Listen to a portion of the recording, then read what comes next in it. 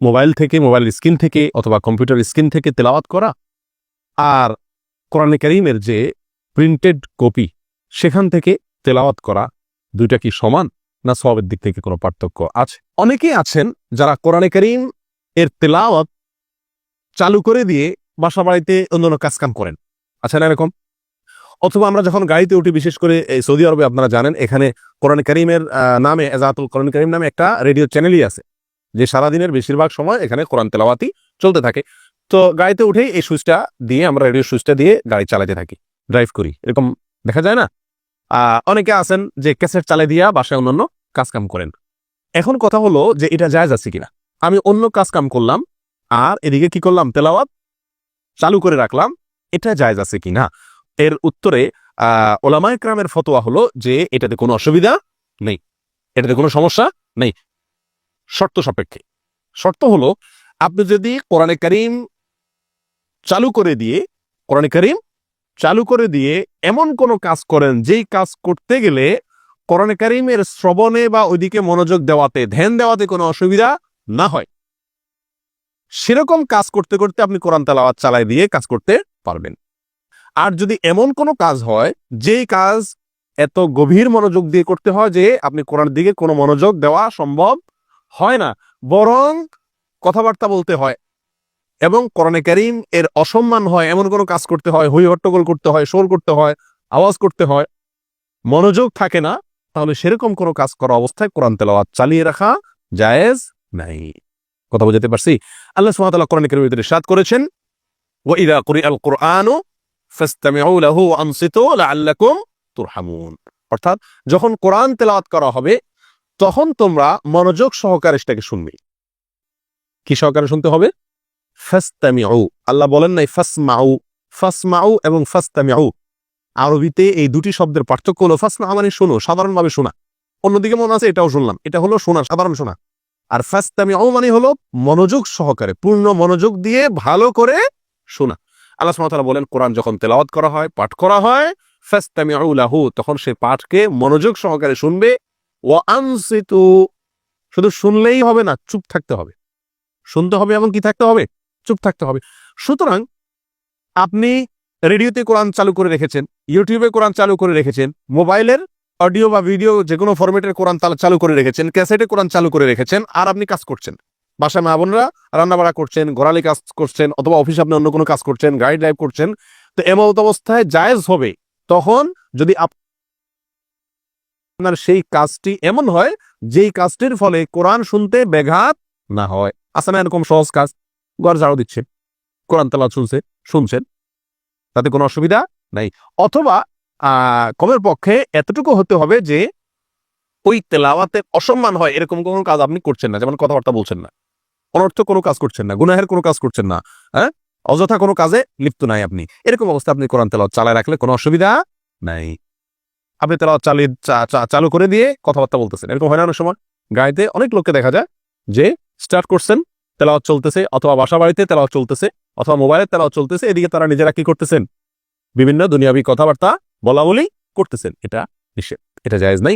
আল্লাহ সুবহানাহু ওয়া তাআলা কোরআন কারীমের ভিতরে মক্কার কাফেরদের একটি অবস্থা বর্ণনা করতে গিয়ে বলেন, কাফেররা ওয়াকালাল্লাযীনা কাফারু লা তাসমাউ লিহাযাল কুরআনি ওয়ালগাউ ফীহি লাআল্লাকুম তাগলিবুন। যারা কাফের, মক্কার মুশরিক যারা ছিল, কুরাইশের মুশরিক যারা ছিল, তারা একে অন্যকে বলতো, তাদের লোকদেরকে বলতো, অনুসারীদেরকে বলতো, লা তাসমাউ লিহাযাল কুরআন, তোমরা এই কোরআন শুনবা না, তোমরা এই কোরআন শুনবা না। ওয়ালগাউ ফীহি, আর যখন এই কোরআন তেলাওয়াত করবে কেউ, তখন তোমরা কি করবে? ডিস্টার্ব করবে। ওই তেলাওয়াতে কি করবে? ডিস্টার্ব করবে, বিঘ্ন সৃষ্টি করবে, অযথা কাজ করবে, অনর্থক কাজ করবে, হই হট্টগোল করবে। এটা কাফেররা একে অন্যকে নির্দেশ করত।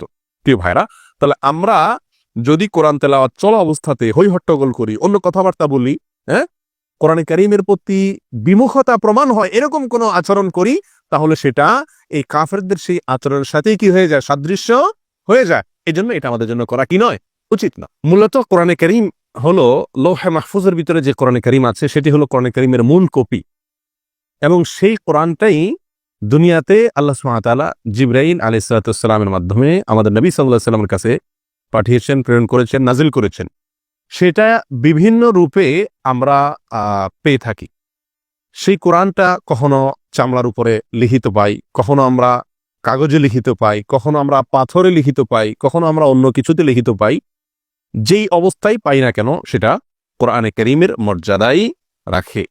সেই হিসেবে আপনার কোরআনে কারীমের সাফা যে কোরআন, প্রিন্টেড যে কোরআনের কপি, সেখানে তেলাওয়াত করা আর কম্পিউটারের স্ক্রিনে অথবা স্মার্টফোনে অথবা ট্যাবে, আইপ্যাডে কোরআনে কারীম এর যে কপি পাওয়া যায়, আপনার অ্যাপসগুলো পাওয়া যায়, সেখান থেকে দেখে দেখে কোরআনে কারীম তেলাওয়াত করা, উভয়টাই সমান, সওয়াবের দিক থেকে কোনো কম বেশি ইনশাআল্লাহ হবে না। নবী সাল্লাল্লাহু আলাইহি সাল্লাম আমাদেরকে কোরআনে কারীম তেলাওয়াতের বিষয়ে সুনির্দিষ্টভাবে কোনো ফরম্যাটে তেলাওয়াত করতে হবে এরকম কোনো বিষয় সরাসরি বা ইঙ্গিতে কোনোভাবেই বলে যান নাই। এজন্য আমরা এই কথা বলার অধিকার নাই বা সুযোগ নাই যে সাফা কোরআনের কপি শুধুমাত্র দেখে দেখলে সওয়াব হবে অথবা বেশি হবে, অন্য কোনো জায়গাতে, মোবাইলে হোক, অন্য কোনো জায়গাতে কোরআনে কারীম দেখে দেখে তেলাওয়াত করলে অন্য কোনো ফরম্যাটে, তাহলে সেরকম সওয়াব হবে না বা সওয়াব হবে না, এরকম কোনো কথা বলার সুযোগ নাই। কারণ কোরআনে কারীম তেলাওয়াতের যে নির্দেশনা আমাদেরকে দেওয়া হয়েছে সেটা সাধারণভাবে দেওয়া হয়েছে, যে কোনো অবস্থাতেই হোক। সুনান তিরমিজির একটি হাদিস এক্ষেত্রে বর্ণিত আছে, নবী সাল্লাল্লাহু আলাইহি ওয়াসাল্লাম বর্ণনা করেছেন, যেটি আব্দুল্লাহ ইবনে মাসউদ রাদিয়াল্লাহু তাআলা আনহু থেকে বর্ণিত, মান ক্বারা হারফান মিন কিতাবিল্লাহ ফালাহু বিহি হাসানা ওয়াল হাসানাতু বিআশরি আমসালিহা লা আকুলু আলিফ লাম মিম হারফুন ওয়ালাকিন আলিফুন হারফুন ওয়া লামুন হারফুন ওয়া মিমুন হারফ। নবী সাল্লাল্লাহু আলাইহি ওয়াসাল্লামের বিখ্যাত একটি হাদিস আমরা অনেকেই জেনে থাকার কথা। তিনি ইরশাদ করেছেন, যে ব্যক্তি কোরআনে কারীমের একটি, আল্লাহর কিতাব কোরআনের একটি অক্ষর যে ব্যক্তি পাঠ করবে, একটি বর্ণ যে ব্যক্তি তেলাওয়াত করবে, পড়বে, ফালাহু বিহি হাসানা, সে পাঠের বিনিময়ে আল্লাহ সুবহানাহু ওয়া তাআলা তাকে একটি নেকি দিবেন। ওয়াল হাসানাতু বিআশরি আমসালিহা, আর একটি নেকিকে আল্লাহ সুবহানাহু ওয়া তাআলা 10 গুণ বাড়িয়ে দিবেন। এবং নবী সাল্লাল্লাহু আলাইহি ওয়াসাল্লাম বলেন যে আলিফ লাম মিম এই তিনটা মিলিয়ে এক অক্ষর, আমি সেটা বলছি না, বরং আলিফ লাম মিম এগুলো প্রত্যেকটি পৃথক পৃথক অক্ষর, অতএব তিনটার ফলে 3 নেকি, আর 10 দিয়ে গুণ দিলে 30 নেকি ইনশাআল্লাহ পাওয়া যাবে।